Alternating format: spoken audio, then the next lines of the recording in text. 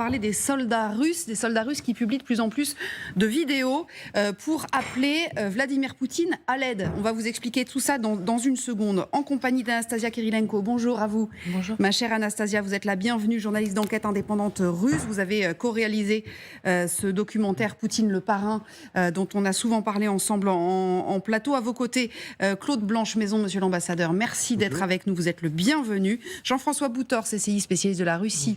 Bonjour à vous et bienvenue. Poutine, la logique de la force. C'est le nom de votre ouvrage publié aux éditions de l'Aube. Et le colonel Pierre de Jong est avec nous également. Vous êtes le bienvenu. Je suis ravie de vous retrouver sur ce plateau. Alors, c'est vrai qu'on a l'habitude, depuis le début de la guerre, de vous montrer des vidéos de soldats, souvent russes, qui se plaignent de leurs conditions de déploiement sur le terrain, par exemple, de leur équipement, voire de leur mission de façon plus globale. Ce mouvement se développe, mais désormais, au lieu de viser le commandement, eh bien, ils appellent à l'aide Vladimir Poutine lui-même. Anne-Sophie Châtenay. Ils sont 12 soldats russes à prendre la parole. Visage masqué, ces hommes mobilisés pour combattre en Ukraine ont décidé d'exprimer leur ras-le-bol.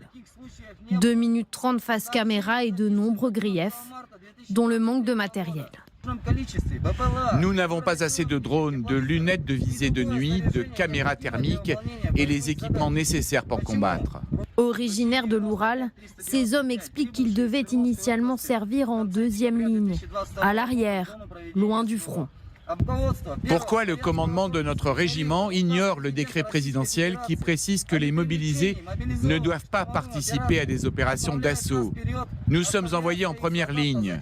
Mal préparés, sous-équipés, ces hommes dénoncent des pertes humaines injustifiées et un dialogue impossible avec leur hiérarchie.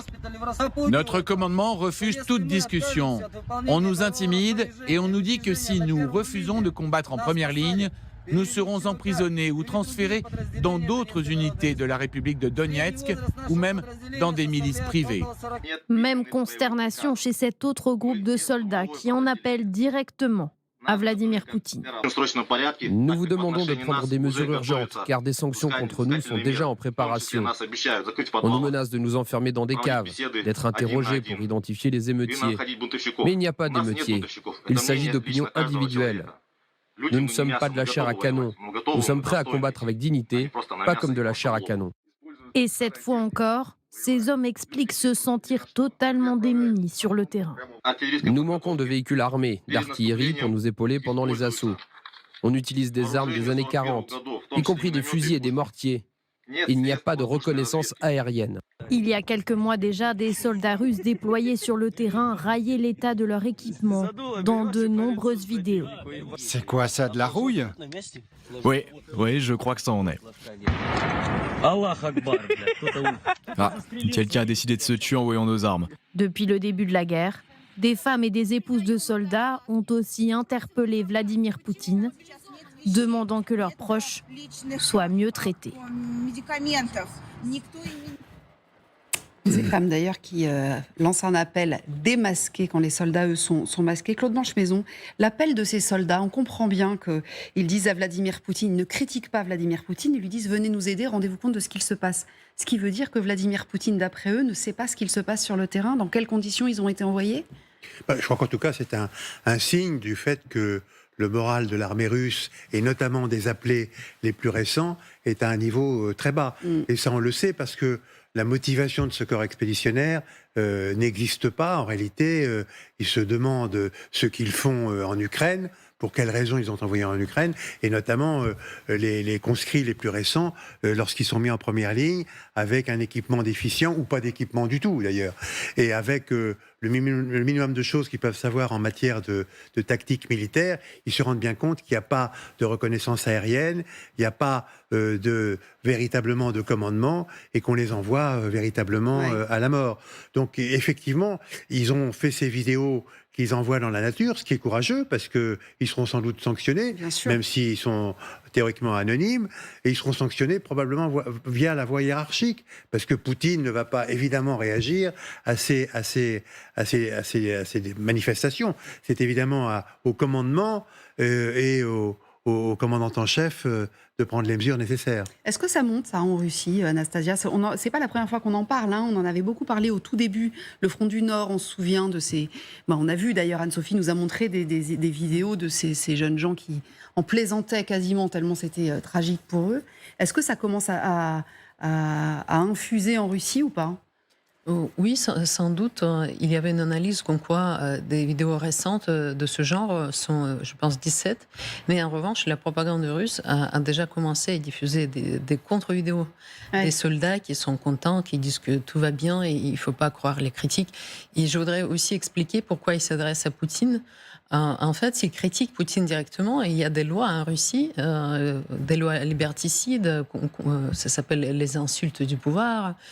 Puis c'est interdit de dire qu'il y a la guerre. Donc tout simplement, ils ont peur. Bien sûr, ils comprennent que Poutine ne les aidera pas et que Poutine est peut-être au courant. Mais juste, ils n'ont pas un autre moyen. Sinon, ça peut être vraiment la prison. Je pense que vous en avez parlé, mais il y avait une fille qui a dessiné un dessin anti-guerre et maintenant, elle est à l'orphelinat. Son père a été arrêté, ensuite relâché, mais elle est toujours à l'orphelinat. Donc ça rigole pas. Non, ça c'est sûr que ça rigole pas. Jean-François Boutor, ça révèle que éventuellement Poutine ne fait pas de RH. On est d'accord pour dire que c'est pas lui qui fait la RH de l'armée, mais en tout cas ne s'en préoccupe pas du tout. Ça révèle, à mon avis, autre chose. Vous savez que Poutine avait dans l'idée, quand il a monté cette opération et quand il l'a lancée, c'est que il l'a répété à plusieurs reprises, que seuls les Russes étaient un peuple qui était capable de mourir pour la gloire de leur pays, etc. Et il faisait référence, d'ailleurs il l'a célébré il n'y a pas longtemps, autour de l'anniversaire de la bataille de Stalingrad, au sacrifice immense dont étaient capables les Russes. Et je pense qu'il ne s'est pas rendu compte qu'on avait changé de monde. J'ai fait un petit calcul. Si on prenait la seule bataille de Stalingrad, sur la durée de la bataille de Stalingrad, c'est 5300 morts par jour. Je dis bien par jour. Et si vous prenez l'ensemble de la guerre, et on prend les chiffres qui sont les chiffres officiels russes, c'est-à-dire aujourd'hui 27 millions de morts, c'est 18 730 morts par jour.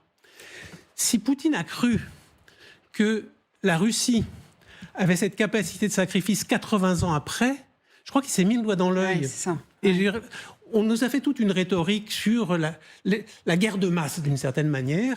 Mais la guerre de masse, ça ne se passe pas de la même manière 80 ans après, quand on a des téléphones portables, quand l'information circule, même quand elle est bouclée. Et c'est ça le problème. Mais Parce que les gens qui se faisaient tuer à Stalingrad, ils ne savaient pas ce qui se passait autour. Ils ne savaient rien du tout. Bien sûr. Eux, ils savent ce qui se passe autour. Mais d'ailleurs, il a aussi la référence, colonel, de l'Afghanistan, ces fameux cercueils de plomb, les mères qui avaient réagi en voyant revenir les corps de leurs enfants ou de leurs maris. Et d'ailleurs, ça le met pas tout à fait à l'aise, ce genre d'image-là, Vladimir. En fait, il y a une tradition russe, enfin, c'est pas une grande tradition, mais les comités de soldats ou les soviets de 1917, après la Deuxième Guerre mondiale, cette réaction des soldats, si vous voulez, a toujours existé dans l'armée russe, sachant qu'ils l'ont entretenue, sachant qu'ils ont toujours développé cette espèce de communication, alors elle était un peu trafiquée, une espèce de communication entre le commandement, les soldats, etc., pour créer une espèce d'osmose ou d'ambiance. C'est le premier point. Donc c'est les soldats qui ont l'habitude. D'ailleurs, les Ukrainiens, on voit moins souvent que les Russes, mais les soldats ukrainiens communiquent également quand ils ont des problèmes. Il y a quelques semaines, on a vu les trucs passer là-dessus. Donc en fait, ils le font facilement. Et là, je vous rejoins totalement sur l'aspect social. C'est le choc de cette jeunesse. Moi, j'imagine nos enfants qu'on a tous, nos petits-enfants. Imaginez-les, ils ont 18, 19, 20 ans et du coup, ils sont plongés dans une guerre, même s'il y a moins de morts qu'à Stalingrad. Je veux dire que c'est un carnage. Et cette jeunesse, aujourd'hui, elle communique. Elle n'hésite pas à le communiquer. Et je vous rejoins à 100%. C'est incroyable. C'est que quelque part, il y a vraiment cette espèce de choc sociologique d'une jeunesse qui comprend pas ce qui se passe. Qui comprend pas ce qui lui arrive. Elle est informée, elle dit on n'est pas d'accord avec le carnage, etc. Donc ils réagissent. Et ça, c'est compliqué. Je vous rejoins sur la dernière phrase que vous avez prononcée sur les femmes. Rappelez-vous ce formidable livre sur les cercueils de zinc. Et c'est vrai qu'aujourd'hui, Poutine a un double problème avec la jeunesse potentiellement qui va aller au casse-pipe, entre guillemets, et puis les mères et les femmes qui vont finir par réagir. Rappelez-vous en Afghanistan, et c'est un vrai choc. Et que je sache, l'URSS a quitté l'Afghanistan suite aux réactions des femmes. Absolument. On va y revenir dans quelques instants et on va parler de cette contre-offensive dont on parle beaucoup, contre-offensive ukrainienne. Alors, Nivine Potros va nous donner, on a un certain nombre d'informations qui nous sont d'ailleurs données par les Russes, figurez-vous. Elle va nous détailler tout cela. Puis on va quand même parler de la ruse pendant la guerre. Ça, je sais, colonel, qu'on va pouvoir en parler largement avec vous parce que c'est évidemment une tactique qui est couramment employée.